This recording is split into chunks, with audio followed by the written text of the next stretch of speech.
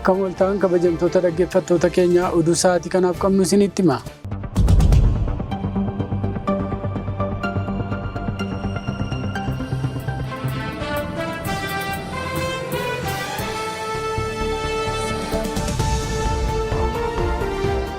Sudaan humni ibsaa Itoophiyaa irraa galfattu dhaabbachuun tajaajila ibsaa biyyattii gargar cicituuf sababa ta'ee jette.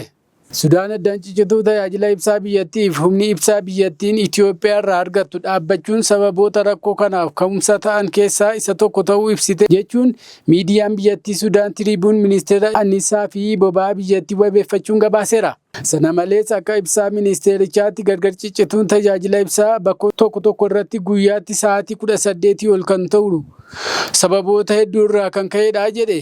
Sababoota kanneen keessaa dabaluu fedhii ibsaa yeroo bonaa bakkoota tokko jiraattonni ofirra deebi'uu hordofee dabaluu fayyadama ibsaa qonnaa fi warshaalee hojii salphaa tajaajila bu'uuraalee warshaa ibsaa gurguddoo hanqina boba'aa fi meeshaalee jijjiirraa fi dhaabbachuu sarara ibsaa Itoophiyaa fi Sudaan wal quunnamsiisuu kan hammatudhas jedha.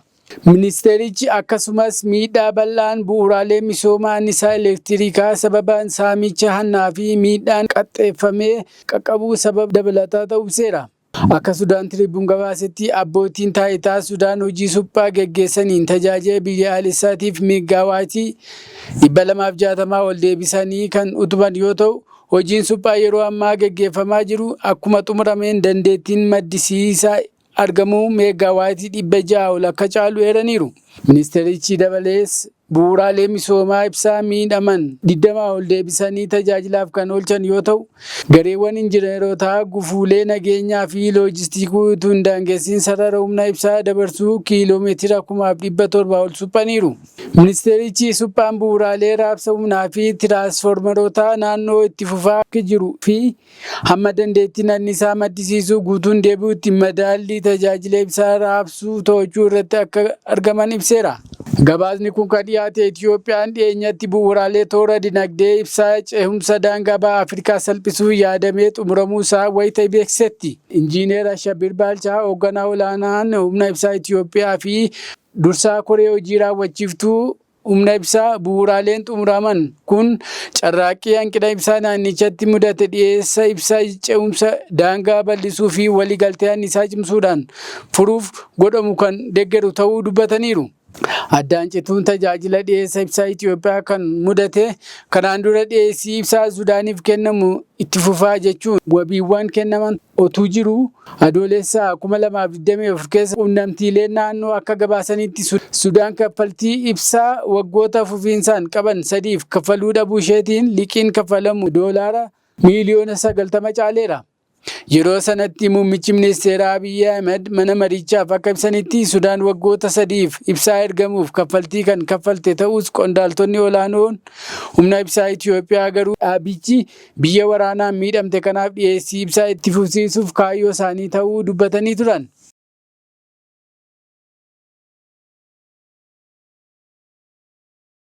Oduu keenya itti aanuun lixa Afrikaatti piroojeektiin diriirsa ujummoo gaazii doolaara miliyoona 25 mallattaa'e. Piroojeektiin bu'uura misooma annisaa guddichaa hawwiidhaan eegamaa ture. Ujummoo daddabarsa gaazii Naayijeeriyaa, Morookoo, Atilaantik geggeessitoota lixa Afrikaatiin mallattaa'e. Pireezidaantiin Seraaliyoonii fi dura taa'aan garee ECOWAS Juuliyaas Maadaa Biyyoo gaaziin karaa keessa yoo dhufe irraa jaminaa jedhan. Sagantaa dilbata darbe magaalaa Firiitaawunitti mallattaa'e kanarratti ujummoon gaazii kiiloomeetira 6,000 fuula'u kun qarqara garba Atilaantikii irraa biyyoota 14 keessa kan darbu yoo ta'u, gaazii Naayijeeriyaa Morokootti dabarsuun ujummoo duraan diriiree jirutti makee gara Awuroopaatti akka ce'u gargaara. Ijaarsa ujummoo gaazii bara 2028 akka eegalu karoorfame kanaaf baajata doolaara miliyoona 25 akka barbaachisu ibsame.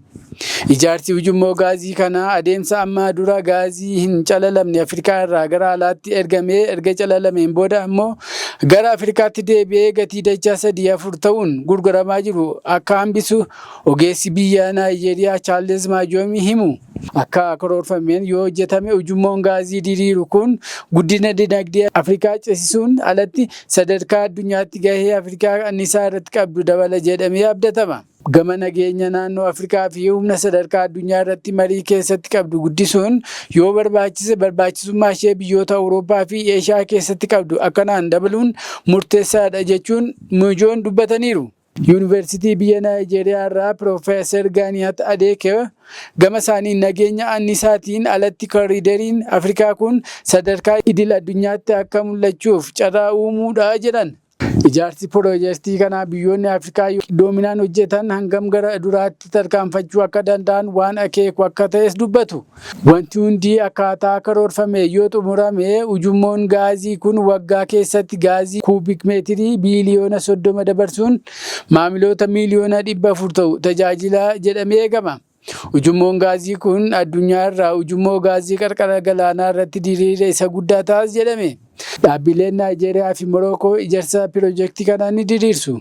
Dhaabbileen naannoo akka ECOWAS, Baankii Guddina Islaamaa fi OPECO ijaarsa piroojeektii kana deeggarus jedhameera.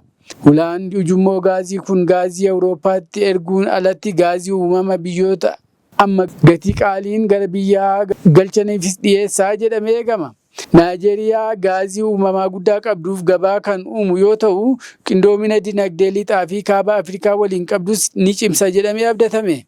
Raafama siyaasaatiin alatti baasii ijaarsa piroojeektii kanaatiif barbaachisu argachuun Naayijeeriyaa ulaa ujummoo kana mirkaneessuu fi tasgabbii biyyoota ujummoo gaazii kun keessa qaxxaamuru yaaddoowwan karoora piroojeektii kanaa keessatti caqafamaniiru. Dandeettiin injiineringii qarqara galaana kanaatti ujummoo gaazii diriirsuu dorgommiin piroojeektota gaazii daddabarsa biroo irraa eegamus yaaddoowwan dabalataati.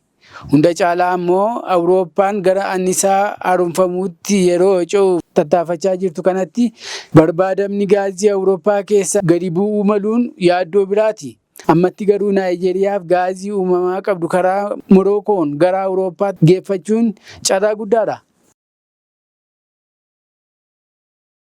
Oduu keenya itti aanuun gareen hidhattoota Huutii dooniiwwan fe'umsa boba'aa alaabaa Saawudii qaban 2 irratti haleellaa raawwachuun beeksisan. Garee sochii Huutii kan Yemanii fi Iraaniin deeggaramu adoolessa 22-23 Galaana Diimaa keessatti dooniiwwan fe'umsa boba'aa alaabaa Saawudii qaban 2 irratti haleellaa misaayilaa fi diroonii raawwachuu isaanii beeksisaniiru. Kunis dandeettii bishaanii tarsimoo ta'e kana irratti sodaa sochii dooniiwwan galaana irraa qabu caalaatti jabeesseera.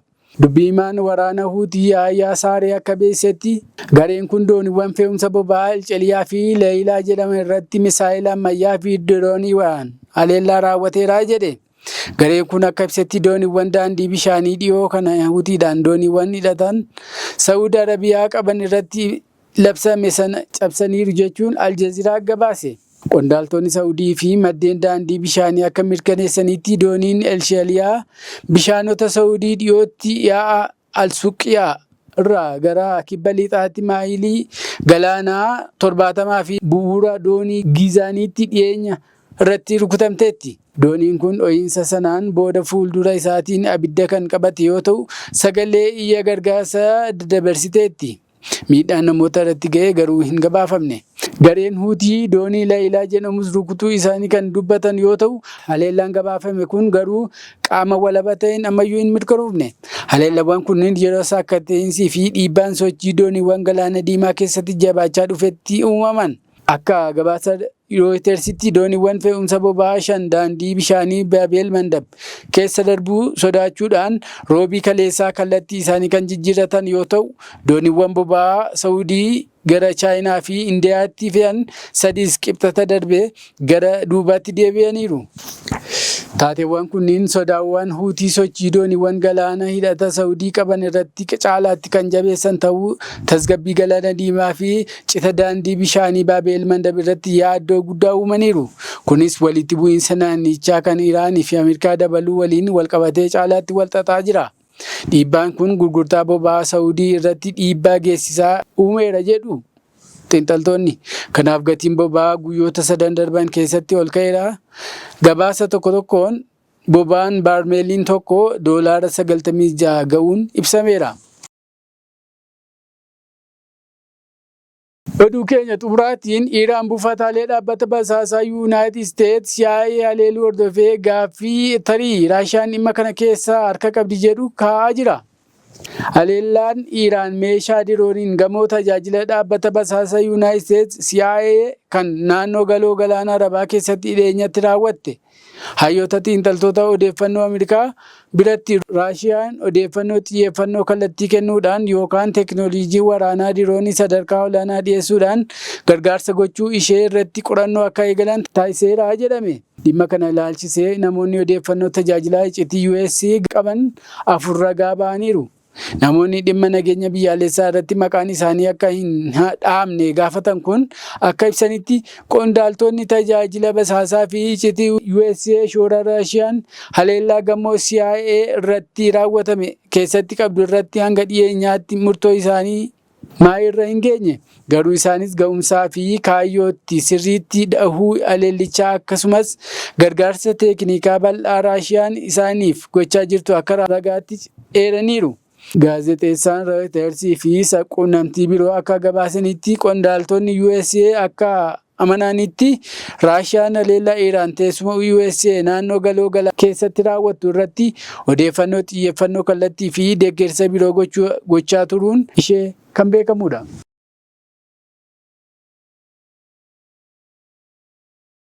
Egaan kabajamtoota hordoftoota keenyaa nu waliin turuu keessaniif galatoomaa isiniin jenna.